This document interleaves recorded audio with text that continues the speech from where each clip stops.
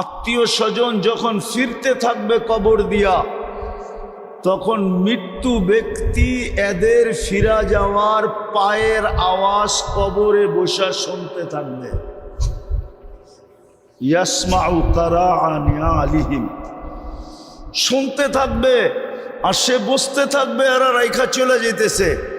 তখনই দুই ফেরেশতা আসবে, আয়েশা প্রথম প্রশ্ন করবে, মা কুনতা তাকুলু ফি হাদার রাজুলি মুহাম্মাদিন, বলো ওনার আদর্শে তুমি কতটুকু আদর্শবান ছিলা। যদি প্রমাণ দিতে পারে, প্রমাণ করাইতে পারে, হ্যাঁ যার সাথে রহমতের সংযোগ থাকবে, কোরআন এই দিকেও ইঙ্গিত দিছে, ইউসাব্বিতুল্লাহু বিল কওলিস সাবিত।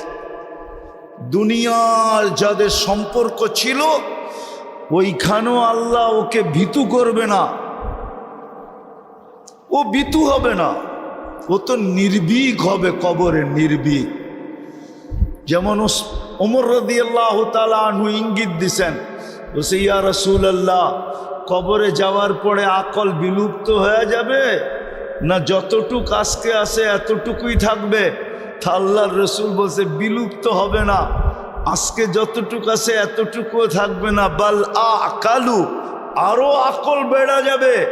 বলছে তাইলে জবাব দিতে কোনো অসুবিধা হবে না।